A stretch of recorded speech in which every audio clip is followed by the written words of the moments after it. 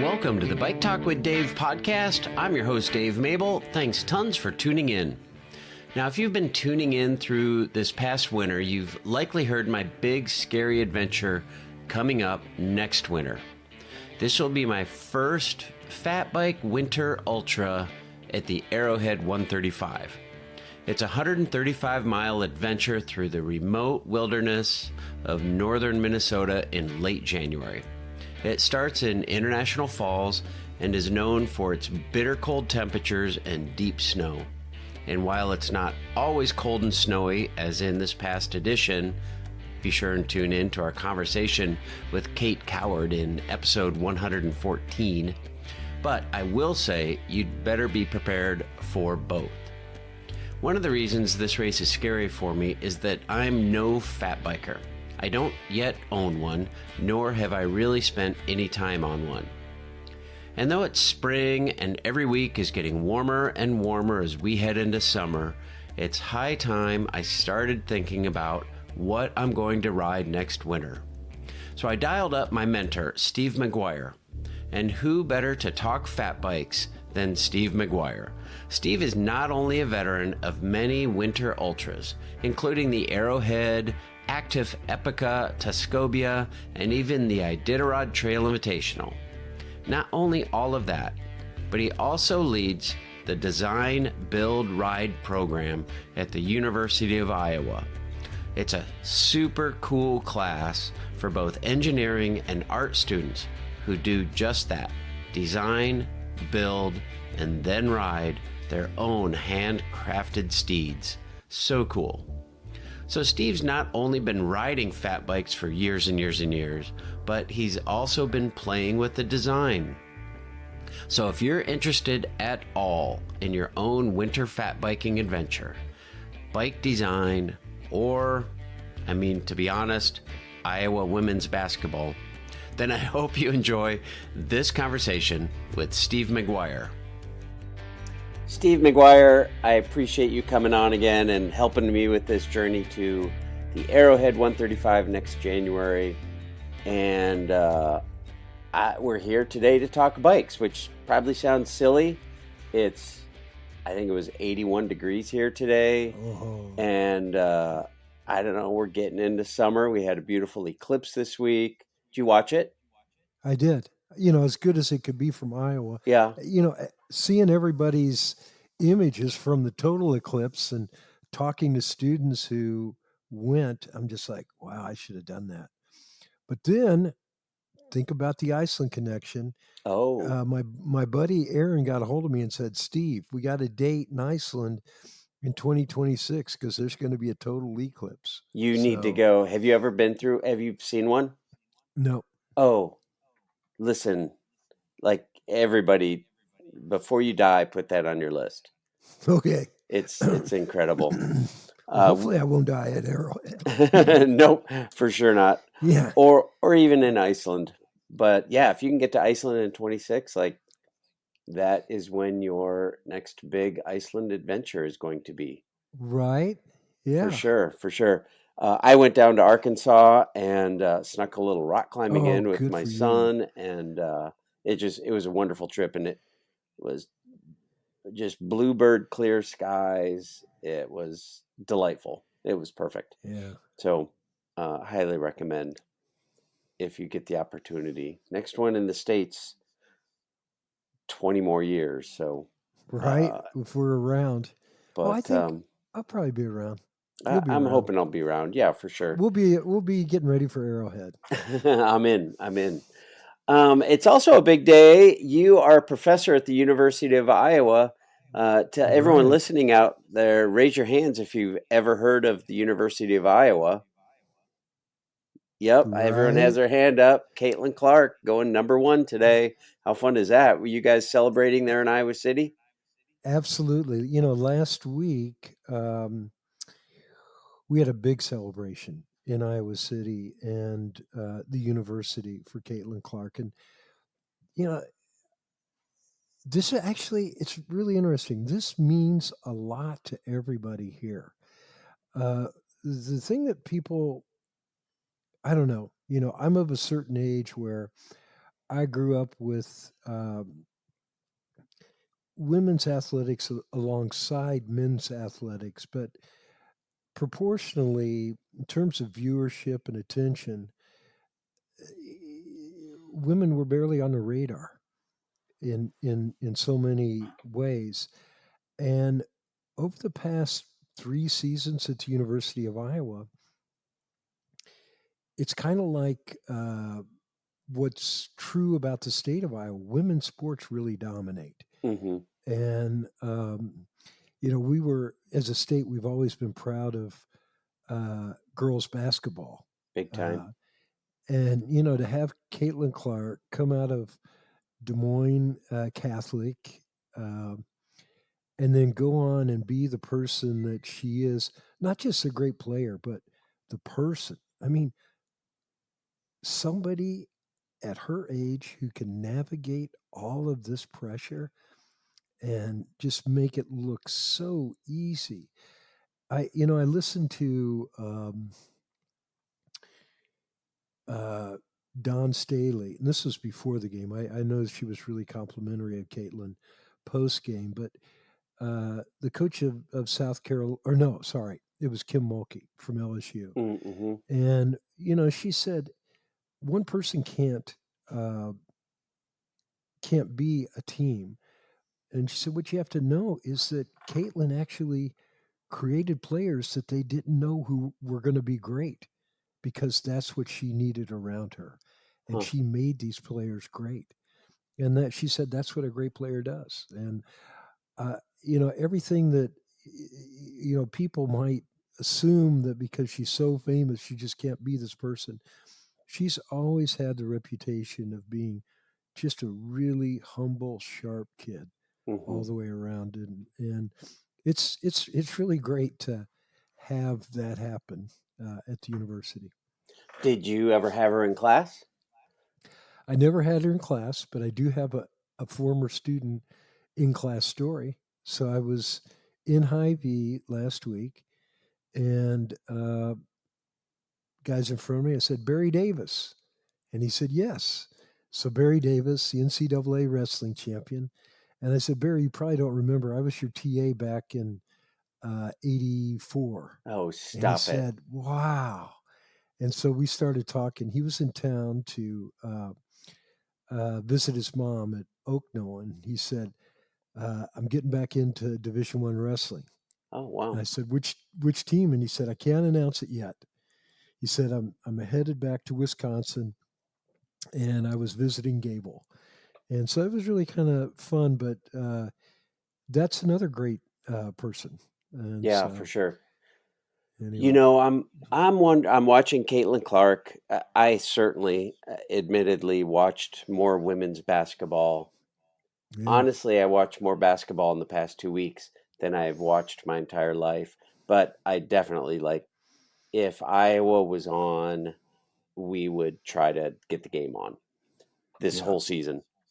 So fun to watch, and literally, like all you have to do is turn it on the first time, and then she basically crosses center court, posts up, and launches that ball, and it drops into the net, and you're like, "Oh my gosh!" Like I'm watching something here, and then yeah. then you're hooked, and you got to turn on all the games. Um, but so I watch all this, and like I wonder where it will lead, and like I relate it back to cycling and Greg LeMond. Greg LeMond was the first American to win the Tour de France, the first cyclist to get a contract worth $1 million. Like he changed the sport not only in America but for other professional cyclists, even in Europe, by breaking that $1 million barrier. And I can't wait to watch as Caitlin moves into the WNBA, and does she kind of bring that wave of change with her that Lamond brought to cycling? Um, Yeah. this is called I, Bike you Talk with know, Dave, so I had to relate it to cycling somehow. But that's so that's true. I do I, think about that. I'll relate this to cycling. So I'm on Bike Talk with Dave, and so now it's making me think about Caitlin Clark. So I heard this really great explanation for, or you know, observation about what we were witnessing, and I think that this is really true. It said that women have not don't aren't able to enter the WNBA early in the Hmm. way that men are, and the result has been that two things: athletes have matured and developed in a more complete way on the women's side, and then fans have come to really get to know and spread the word about these great athletes. And on the men's side, everybody's one and done. Hmm. And you can't name five men's players, but you can name 10 women's players. And when did this exist in the past? And I, watching the women's game, it just seems so athletic Hmm. and I agree. so team. You know, it's a big deal to make assist. And nobody can shoot as good as her except maybe Steph Curry.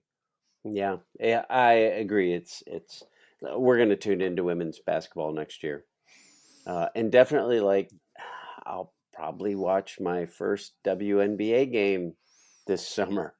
You Oh know, yeah, I mean, yeah. I'm going to tune into her first game, if not more.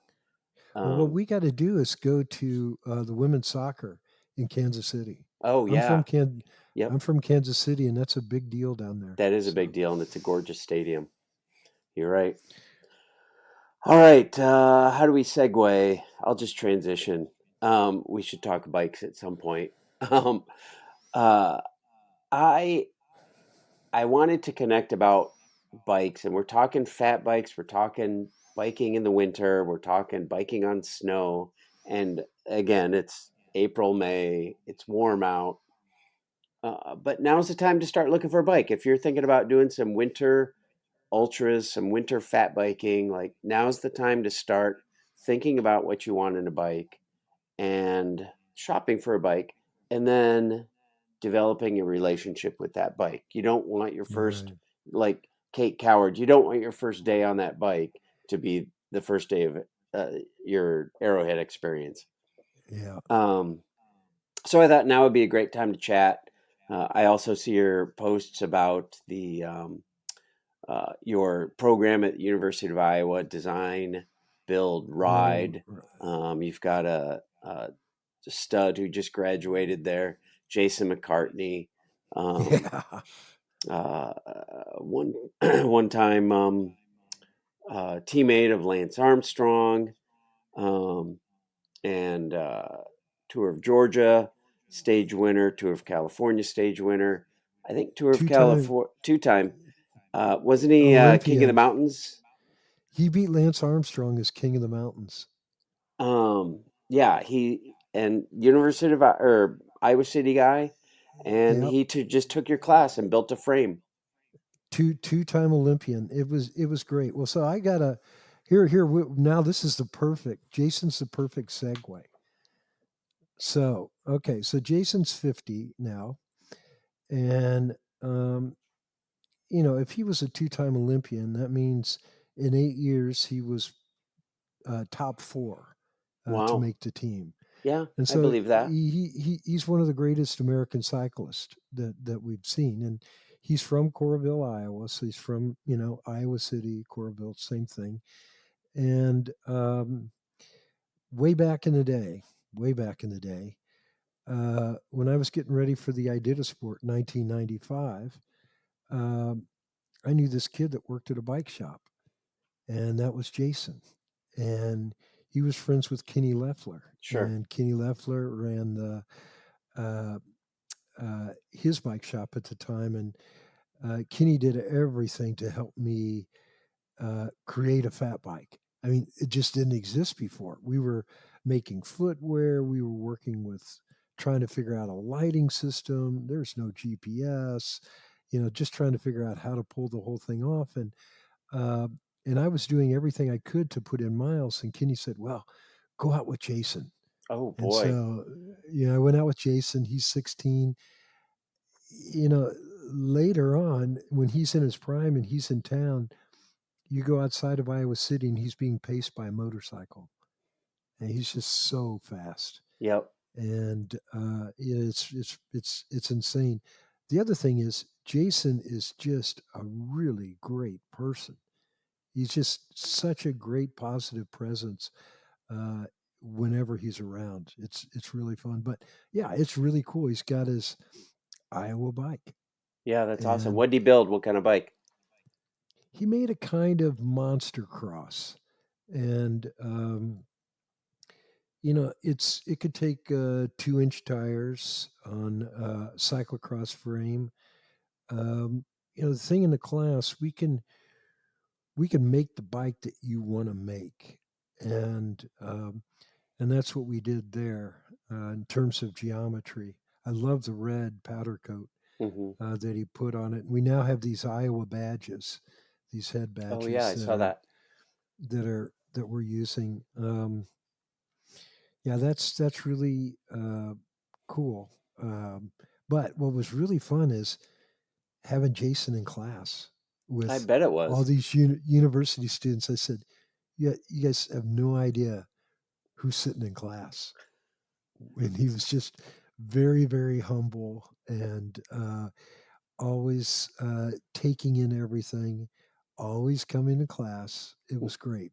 Yeah. Oh, So that's super fun. I actually have been talking to Kenny Leffler about have going to Kenny's garage with Kenny and Jason and talk about like Jason's growth into the sport and how he became one of the best American cyclists. And yeah, I think I that'd be think it'd super be fun. good. It really would be, and both of those people are really just fun to talk to. Yeah. So I mean, Kenny got to go, I think, on the tour and sit uh, in the car with Brunel while Oh, everybody's out there racing. So wow. That's yeah, pretty cool. That's interesting. Yeah, we'll have to arrange that, and that'll be a future Bike Talk with Dave episode. that's cool. But this episode, it leads to your class. But before I get to your class, because you've got a very special bike that you can iterate anything because you freaking have a class and you can build a frame in a week, which actually is cool because you can try stuff out, you can test stuff. Right. But there's a whole bunch of us who are not in your class and are not building our own frame. So I want to talk about if we're going to buy a fat bike to do something like Arrowhead, or maybe we've even got the Iditarod Trail Invitational, even if it's 350 in the back of our heads, or some kind of bike packing winter ultra stuff in the back of our heads, and we're going shopping for a bike. I mean, from my perspective, and I'm an old roadie at heart who also loves mountain biking, and I've got an old 69 Schwinn that I put cantilever brakes on and 5 speeds, and that was my first mountain bike. Um, like I see a $700 um, framed, and I'm like, well, that's a fat bike. Why not use that? All the way up to like the salsa bear grease, carbon fiber with like, I mean, the thing is more closer to a rocket than it is to my old Schwinn mountain bike. What do we look for? What do we need to look for if we're gonna do something like Arrowhead? What are some of the features of a fat bike besides just fat tires that would make our experience um, more probable positive outcome? I didn't say that right, but you know what I mean. Yeah. You don't want to go on this thing and then have trouble with your bike. So these are some thoughts. Arrowhead isn't going to be a perfectly groomed trail, but it's also not going to be deep snow, hopefully, the Hmm. whole way. So, there's going to be, it's going to have been groomed a few times. Uh, it may be really punchy because of the quality of snow, but you're not out in a wilderness area and trying to get through deep snow. So, in that sense, you don't, you could ride and be fine with a regular fat bike. Hmm. And of course, people do that. Um, you can complete Arrowhead on, just about any fat bike. But if it's a bicycle that you love to ride, the whole Arrowhead experience is going to be more complete, if that makes sense. Um, in terms of fat bikes and engineering and physics and thinking about it, and I may have mentioned this before, but uh, back in 2015, I accidentally hit upon uh, how what's called a mid-tail bike frame, a frame with 25-inch chainstays rather than, say, the 17 or 17 and a half, really track well in the snow, almost like having a canoe with a keel. It Hmm. just really did well in the snow.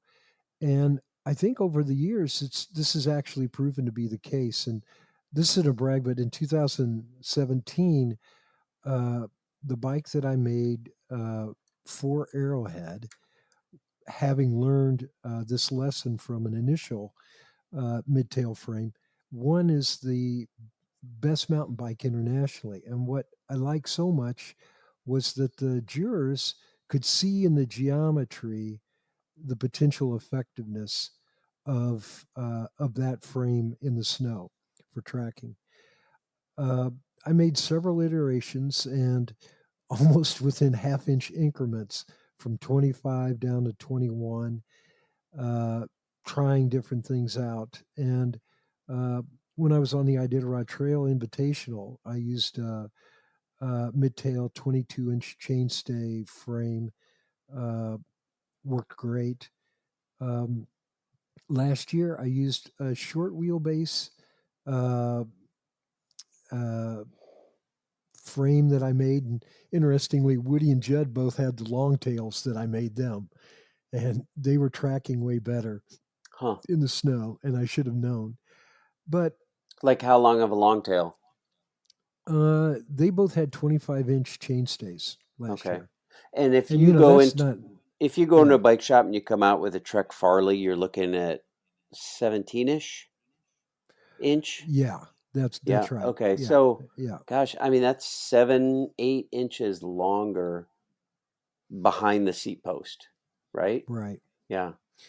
I mean, honestly, Dave, if I'm thinking about this, I'm thinking I'm thinking putting you on one of my mid-tail frames so that you have the experience Hmm. of riding it. Maybe it isn't the one that you ride at Arrowhead. Maybe it's one you just try out.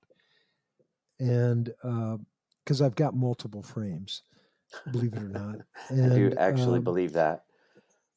and you could try it. But you know, if somebody comes to me now and says, "I'm going to go into a store and I'm going to buy a bike," uh, they might be surprised. They might not. I would say get a steel frame, Really? um, and because the weight difference isn't going to make, it's not going to do anything. And uh, the steel frame, um, you can do just about anything to it and fix it if something were to happen. I think that the Surly ice cream truck is just a great all around frame. Huh. Geometry is really good. You could run internally geared hub on there. At the same time, you could run, your regular derailleur setup. But the geometry is great. Um, it, all things said, uh, the difference in weight between that frame and your carbon fiber frame is the extra pack of cookies you decided to get at the first checkpoint. It's just not that. It's just not that much, Fair enough. Fair enough. and There's it's that. That's a just different way to think about weight. and so I think that uh, yeah, if I didn't have my frame, and everybody's a little bit different. If I didn't have the ability to make a frame, the frames that I had, I would probably ride a Surly ice cream truck. I would have different wheels and tires, absolutely. Okay, I Uh, want to talk about wheels and tires, and I also, before we get off frames a little bit here, and I'm talking production frames, how do you feel about suspension? I see fat bikes with suspension, and I'm like, you've got 4-inch tires. Why do you need a suspension fork? Is my thinking correct, or do you want a bike with suspension? Like I where? don't I don't think you need it. I mean, I was in Iceland where I was riding 30 miles with over rocks as big as my head, over and over, just uh, big fields of rock, and I didn't have suspension. I lowered the pressure on my tire.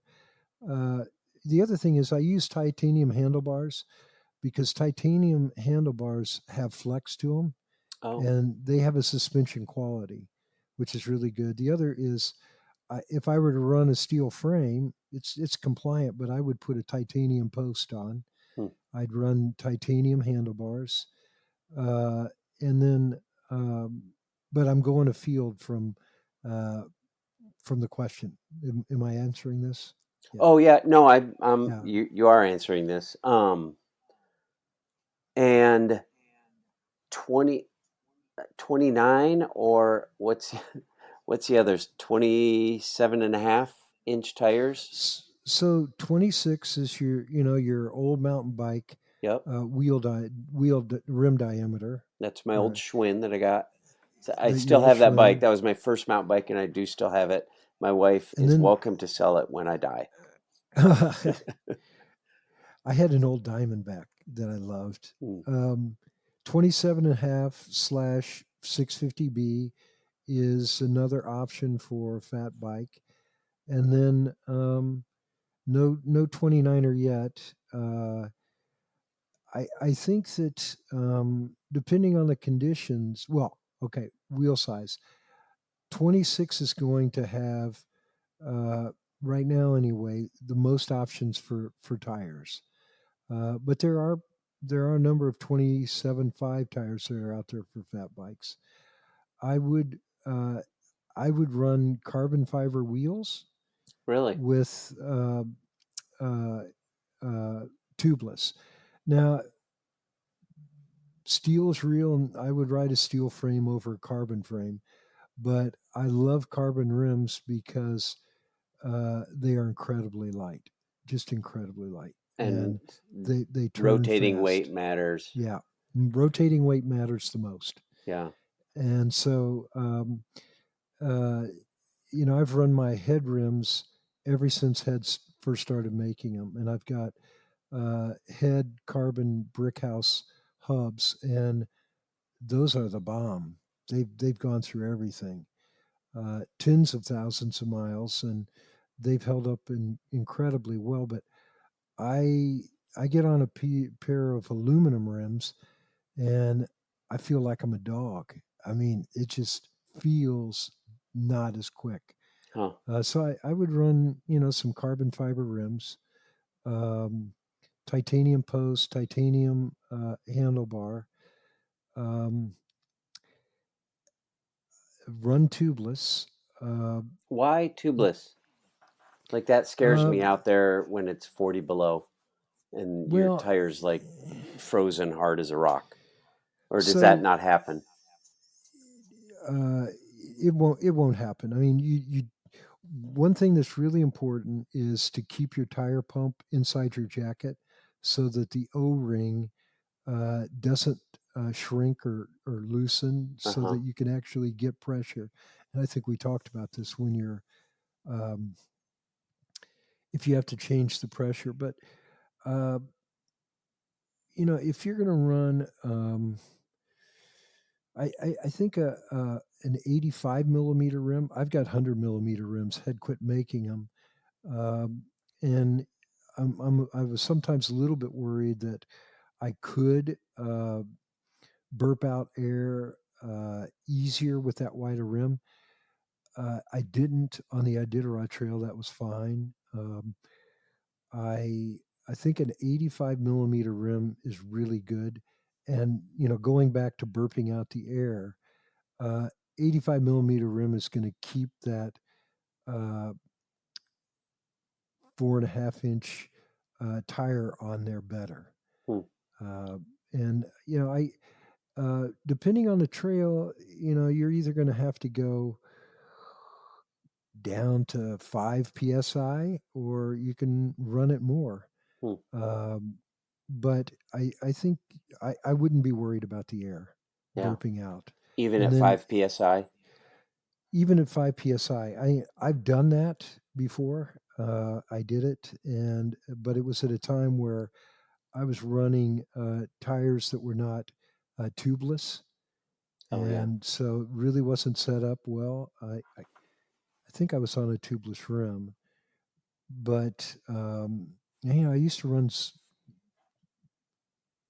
tubeless on not tube ready tire and on a not uh, tubeless rim, and I could make it work, but that was a little bit worrisome in the cold. But now I don't think you've got an issue.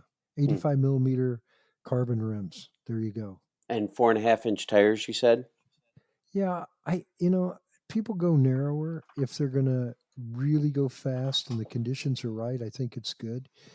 Uh, I'm old and slow, and so I run my 4.8 jumbo gyms, and I really don't on Arrowhead or Tuscobia don't need anything more aggressive than that. But what I would say, so this year I take that back. So this year I'm going to run Schwabe, actually Swabe. As I finally, Oh, when I was over in Germany, they told me how really? to pronounce it. Nice. Say that again. Swabe, Swabe, Svabe? Swabe. All right. Oh, that's, And you so heard it here so first, they folks. so I'm going to run a studded Almighty, and I've seen a few instances in which the conditions changed, and it would have been a good idea to have my studded tires on. And I don't think it makes a huge it's a huge weight penalty in terms of rolling mass to have those studs on. But the Almighty is Almighty is not as heavy as some tires, but a lot of good traction for the snow. Hmm. Um, so there's that. What did you run in at the Iditarod in I that was rode 2019? Terrene Johnny fives, and they were great. Yeah. 5 inch tires on 100 millimeter rims and studded. Oh, And uh, there, as you'll remember, there are plenty of places with ice, and so I'd have to lean on my bike and use the studded tires to, uh, stay upright. oh wow. And when I had to push, so Huh, crazy. Um, so I'm also curious. I hear people talk about getting different, getting their bearings packed with a different kind of grease. What's yeah, the story there? it's pretty easy to do. It's called Dumons, and this is a great. This is a kind of segue, but it's on target. So you can bring this up to Kenny Leffler. So back in the day, you know, uh, cartridge bearings, seal bearings were pretty rare. Non-existent. Yeah, and so uh, we used grease that they used in jet planes, so that the bearings wouldn't seize in those cold temperatures back then. But right now, you can use Dumons, and you can go to your bike shop and you can say, "I'd just like you to put some Dumons on," and boom, it's good. You're good to go. What about The like day, I've yeah. always used Park. You'd Uh, get rid of that? well, I don't really know about Park. I just know, well, I've got my Park tool grease, but Dumons is especially made for extreme cold. Oh, okay, cool. and so it works good. We're not having things freeze up like they used to. Yeah. So What if you do have sealed bearings, cartridge bearings? yeah, they can put the Dumonts right in there. You'll be Yeah. all right. Okay. Um, Cables? Do you lube those I up with Dumont, or do you uh, no lube? I don't know lube. I No think I'm lube. good to go. Yeah. Yeah. Okay. Um, I think, but definitely cable. You Oh, don't want okay. to. Yeah, I think Not that electric. yeah, I think that people run the hydraulics, but then they also screw up, drop their wheel, grab the lever, and all of a sudden need to readjust or can't readjust their brake, and it's 20 below zero. Oh, you're Uh, talking cable brake, Cable mechanical brakes, brakes, mechanical brakes. mechanical brakes, and mechanical shifter. Yeah. Okay. So, but I'm 65 years old, so I know, I get it. I'm old curmudgeon too, for sure. But it makes sense. I remember Charlie Whitmack was doing what he called the World Triathlon. I don't know if you remember that, but he swam the length of the River Thames and then across the English Channel. And then in France, he got on a bike and he rode to maybe Kathmandu. And I was like, Charlie, he had a nice road bike with like fancy shifting. I was like, dude, you need to have like an indestructible bike because you don't know where you're going to be when something could go wrong. You don't want something to go wrong. And if it does go wrong, you want to be able to fix it with a screwdriver and a hammer and a rock. yeah, And I feel the same way about Arrowhead. If I'm in the middle of the woods up there, and it's 2 o'clock in the morning, and I'm not quite to Mel George's, and my derailleur goes bad, or like you said, I get a flat tire and I have to take my wheel off, and then I squish my brakes, and I can't get the pads apart, and it's 40 below. I don't want to mess with all that. I want to keep it simple and as worry free as possible, and I feel like having cables on everything is the way to go. yeah, I think so. I think that, but you could do one more and just drop the shifting. I'm not there yet, man. I'm not there yet. I'm going to be walking a lot. That's all right. Uh, but I tell you what, doing a DNF this year, I I learned a lesson about this one, and I just got to be committed to walking no matter how soft that snow is. Right, It's right. I don't think I can ride gears. Uh, I You can't just stoop I to that level. well, it's not so much that, it's just what I know, and I I'm always in the right gear with the single speed, so I'll just be walking. I'll be yelling out, "Dave, don't eat all the food." As I'm spinning up the hill in my granny gear, Well, smile on my face. that's right. Um, yeah, single speed's a whole different thing.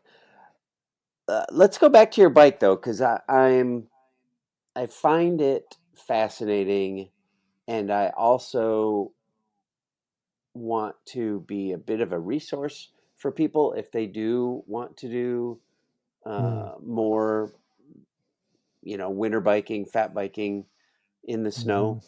hmm I know a lot of people around where I live have a fat bike, and honestly, it's more of a party bike, and they'll bring it on the single track now and again. So I don't think that your, you said medium tail at 25-inch chainstay, um, is for them. But if somebody's serious about riding, I want to talk about how do they get one of these things? Where can they go? Like, how can you be that specific? Canjo, our friend Steve Cannon, rides. Yeah, he does JP's race, um, Fat Pursuit. He does Arrowhead, Tuscobia sometimes. What's the one up in Canada you kids do? Arctic uh, Epica, Arctic Epica. Arctic Epica. Yeah. Um, Eh, so there are a bunch of fat bike races around, and somebody might want a bike really designed to excel in the snow. So talk to me about that long tail, how you came to find it, and why it rides different, and just some of the stuff you like. You've got honestly, there's a book up there in that head of yours about fat bike design. right. So start writing the book right here. So, so when this first happened was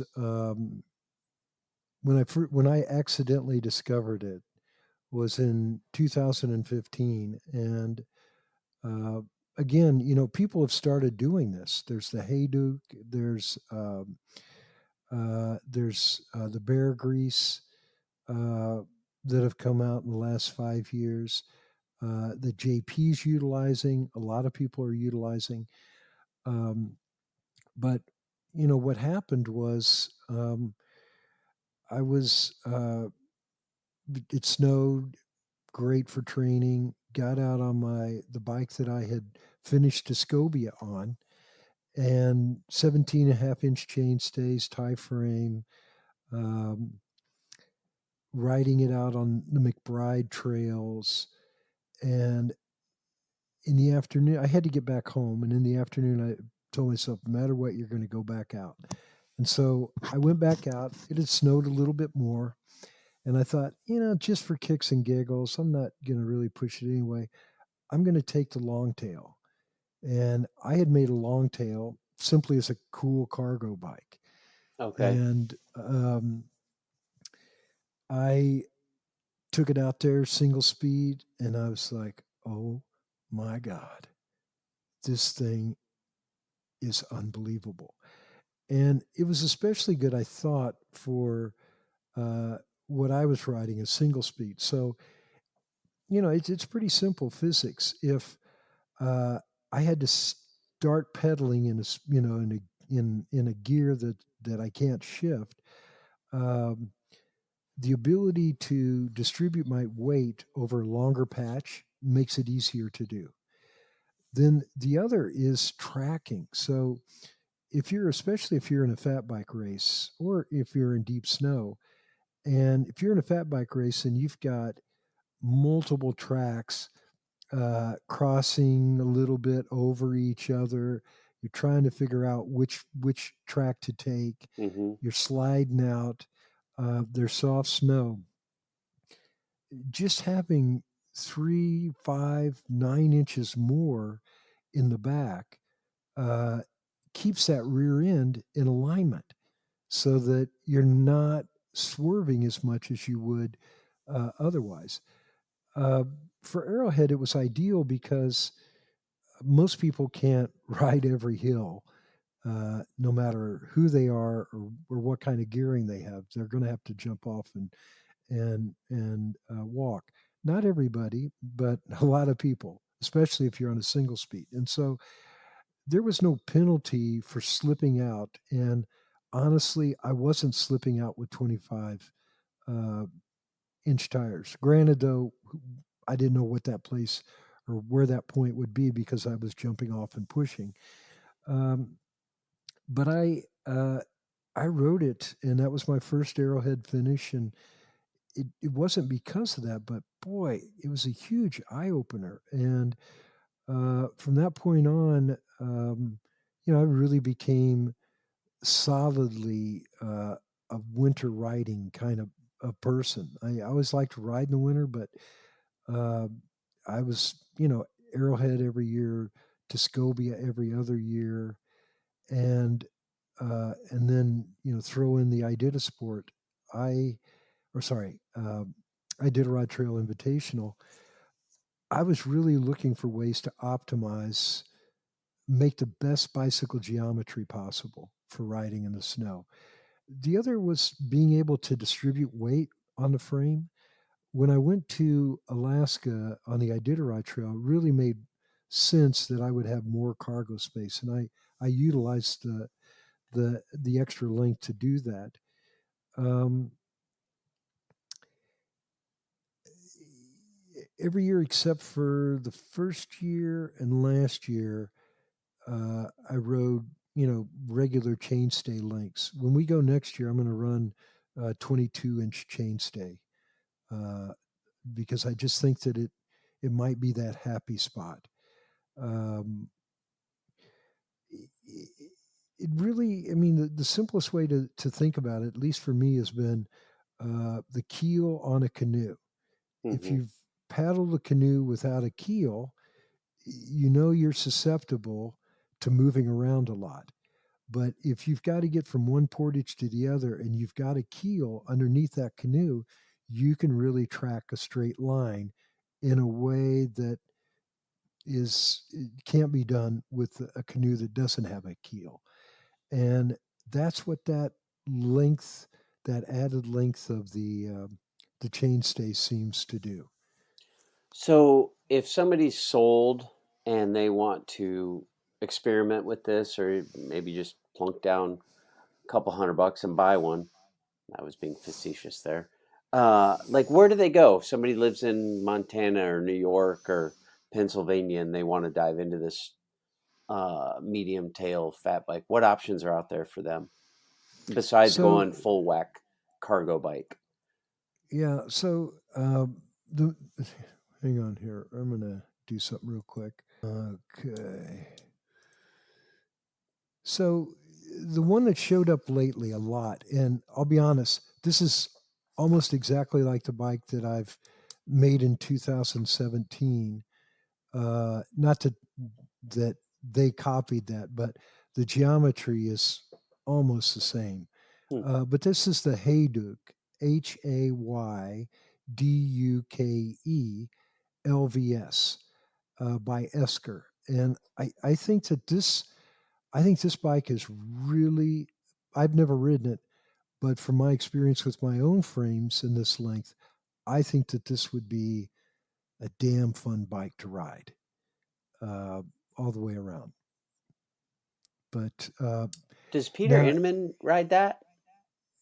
I think Peter might have gotten, um, I'll look. I'll look that up. But I feel like that sounds familiar to me, and I feel like that's what he rode. And Peter's two-time winner of the freaking 1,000 miles to Nome. yeah, and JP's been riding this. Huh. So that seems to be a really great expedition bike. Now, I think let me go back here. I'm gonna for our listeners, I'm gonna look something up here. Um, While you're looking that up, I also want to mention that Peter did 1,000 miles to Nome. Iditarod Trail Invitational on skis this year, which is yeah, super hard and super rare. So yeah. congrats to him. I think three people finished on skis this year. It was obviously Oh a, wow, I uh, didn't realize that. yeah, at least two, and I think three, and the first woman ever uh, to do it on skis finished this year. So that's kind of cool. But yeah, It Peter, is.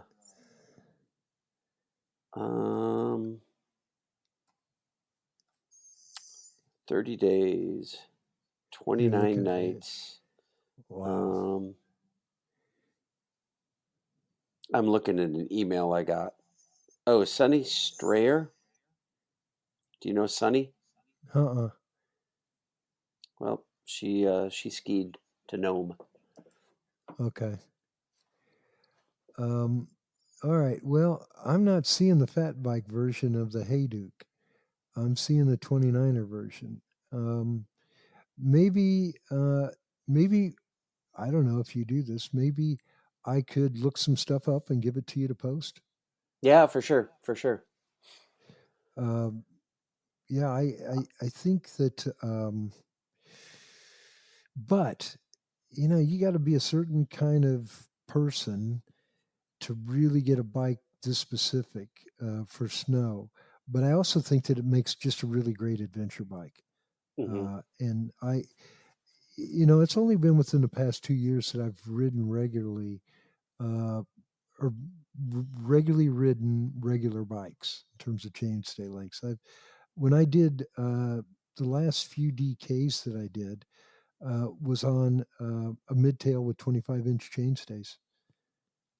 I It mean, was that could just be an so, advantage in the mud they had this year. yeah, it's just so Talking Unbound fun. here.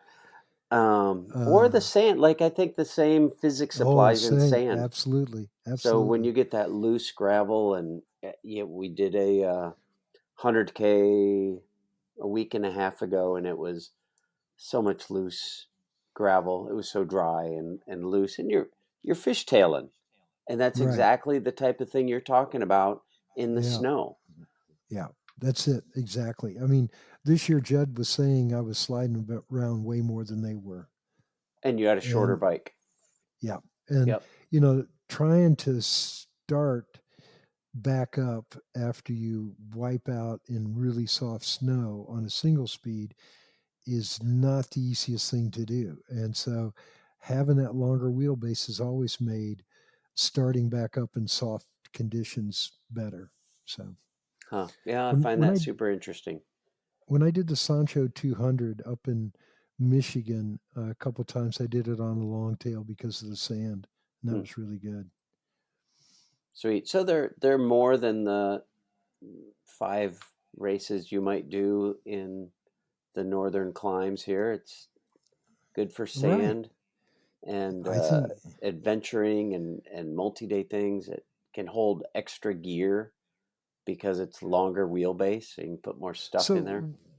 One thing I'll tell you what I think is good about also about that frame geometry is it instantly diminishes how you think about the riding that you're going to do. So you're not gonna suddenly be uh, racing a cyclocross race on that frame. You know that from the outset. For This sure. is not the bike to do that. And I think when you change your disposition about how you ride, you experience the event differently. And there's a sense in which that frame geometry says, "Hey, guess what, buddy? This is what you got to work with. You're not going to be on your road frame. This Right. thing, this thing is different." And then you look at what you're doing a little bit different. The other is uh, inserting this kind of frame into your, people call it their quiver. Yeah. Uh, Yep. it it it it really does liven up your riding, so to speak. Puts a smile on your face. Never I'll anything tell you, wrong with that. I love doing single tracks on a long tail, especially moguls. The rhythm is completely off because for when you're first starting, you're like, oh, everybody's a little bit different than me.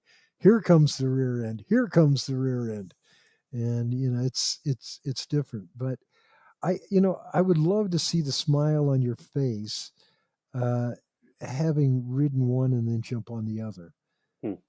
because it's pretty interesting. Yeah. Huh. It's worth looking into. Medium tail fat bike heaven or whatever. I don't know. As an option, but I mean, your seeing your bike in McGrath, um, when you kind of showed it to Katie Merchant and Yeah, explained to her that you built that bike just to do the Iditarod Trail, yeah, and then listen to why, opened my eyes to it's more than looking on Facebook Marketplace and buying a 2 year old Minnesota framed for yeah. $700 and fighting that thing for W- w- 135 miles on the Arrowhead Trail. So, we gotta talk about this. Maybe you ride the Iditarod frame and try it out. oh, there you go. I would ride that. It would be an honor to ride that bike. Oh yeah, I Yep. think that. Uh, yeah, I'm kind of excited. I'm working with James right now. James is actually adding a big titanium rack to another midtail, and we're just going to weld it, so I don't have to think about which bike to ride. It's just on there, and I'm pretty excited. So this is gonna be my summer bike. Oh, sweet. I love it. Do you have any big plans this summer? You going to Iceland? Well, I'm not going to Iceland. I don't know if you've ever. Maybe you can help me out here. So, uh, I start to feel like, okay, I'm on this hegemonic treadmill. Got to do the next greatest bike race. Right, right. You've been there before? I mean, that's our everyday life, isn't it? Like Dee and I are Yeah, talking about what's our next big event. yeah. And so, I'm trying to figure out, okay, do I step off the treadmill or do I stay on the treadmill? And I mean, I'm not done with Iceland yet. One possibility is just to go solo. Another possibility is just to do shorter rides, uh, being like 500-mile rides, uh, multi day, and in the United States. Oh, yeah. And, you're welcome to join me and the students. We're going across the state. Did you see this? I did Yeah. see this. Yep, yep. Yeah. Combination of gravel roads and the trail systems that you can I tell you, connect. yeah, one of the things that I'm really liking this semester, our students are making frame bags, but they're also severely into riding their bike and bike packing. Huh. I just am students that have never ridden before going on 300-mile bike rides, Really? not in one fell swoop, camping out, Yeah. but they just had never imagined it, and I love this. It's great. Huh. That's super cool. And your students, for those who haven't listened to the 8 other episodes, are either engineering or art students at University of Iowa, right? That's right. It's really great, and you're invited next week to the first stress test. Oh. So we're Ooh. gonna Oh, in yeah, you are doing that. That also prompted this call. That's right. You're doing a stress test on one of your bikes. Are you yeah. nervous? So no, I just figure if it breaks, I'll make another one. But we I've got great students, and I have two senior mechanical engineering students, and for their senior project, they've come up with an ISO protocol for uh, testing the strain and the stress on a titanium frame, and then they built all the pieces that are required for the test, and they're super psyched. I am too, and they're going to do it next week. So we'll see. Uh, we'll see what transpires. Yeah. Are they doing like an actual one of your actual frames? Yep. Huh. Do you I don't. I think from all their thank yous, I gather they didn't think I was going to say yes. So they I'd be they nervous about it for sure. I they guess, get like you said, you'll build another one, or you probably have 8 in the garage of, is it the 17, the 19, the 22, the 21? Um, but I don't know. I'd be curious will what will happen. yeah. I am too. I there's a last week we met with um, Chris at Sour Bike in Dresden, Germany, and this was via Zoom, and he was talking about ISO testing, how they went about testing their frames, industry standards, what they do in Taiwan, how effective they are there, and that was pretty inspiring to these students who were in the midst of developing uh, their ISO tests. So um, it'll be. I don't think it's going to break. I just don't. And but we'll see exactly where the issues are. Yeah, that's Um, cool. so Well, keep me in the loop, and if I can make it over, I think that'd be super cool. yeah, Yep. All right. Well, I would recommend everyone start shopping. that's right. And Start start shopping, riding. and then get on those bikes and start riding them. And I forget how you said it at the beginning, but I feel like being on a bike that you enjoy being on makes all the difference on any ride.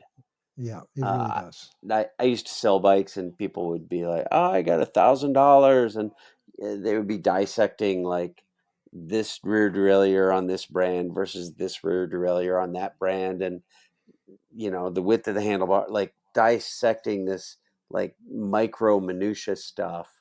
And I'm like, if $1,000 is your price point, go to this bike shop and ride 3 bikes in that price range. Go to that bike shop, ride 3 bikes in that price range. Pick the one you like best, because then you'll pull it out of the garage and you'll ride it. Or go ride that 5-speed Schwinn.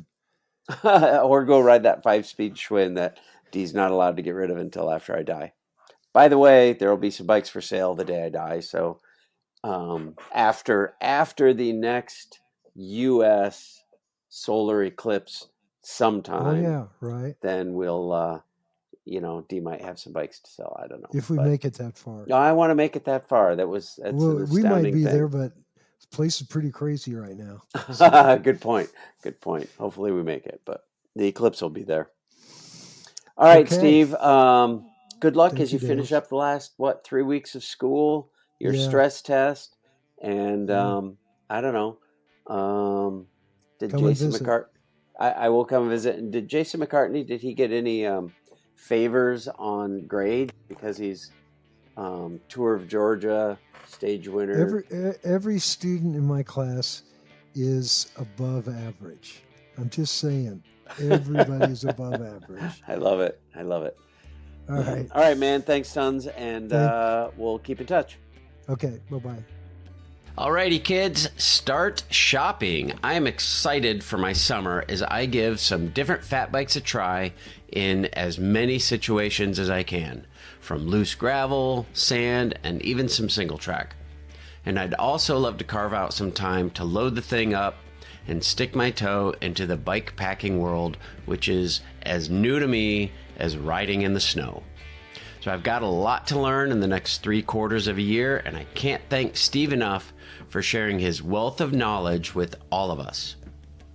Now, if you're looking for a little fun but challenging race this summer, check out the Core 4. Who's ready for some Core 4 news? After a huge spike in riders and a super thank you to everyone for coming out this year, these guys jumped right back into the fire. It's no surface untouched again for 2024 because Core 424 has a sweet sound to it, no doubt. New routes, new distances, and a new you. That's right, y'all, they are mixing it up with more surprises and delights. New for 24 is the Core 40 distance. Just a bump up from the 20 mile and still has all the farmscapes and B roads and champagne gravel you'd expect from the folks at Core 4, just without the single track. They're telling us 60 is the new 50, miles that is. It's a no-surfaced, untouched, podium-eligible route with all the cats in addition to their marquee 100-mile event. It's the perfect blend of competition and community. We want Core 4 to be on your event calendar for 2024. Jump on Bike Reg today, snag your spot before this event reaches its cap. Come ride the wave and get more bodies on bikes. It's blazing hot action every year, and they'll keep the fire stoked all winter long with the 20, 40, 60, or 100-mile route. Core 424 has something for everyone. It's time for the next time. Let's go!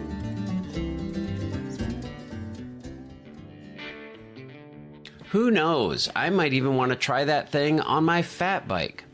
One thing's for sure, I want to go as fast as possible because this year they've got a $10,000 prize purse for the Stone Crusher 100-mile race, courtesy of their new title sponsor, River Products Company. For more information on Core 4, head on over to core4.bike and why not sign up today. Now, I really appreciate you tuning in each week, and I'd really love it if you would rate and review this show on your favorite podcast platform. And if you want to support the show financially, I would welcome that. Just look for Bike Talk with Dave at buymeacoffee.com and drop a few coins in the cup. If you do, I would love to send you a sticker. And be sure to check out the Bike Talk with Dave channel on YouTube. Or you can go to biketalk.bike to stream every episode right on your computer.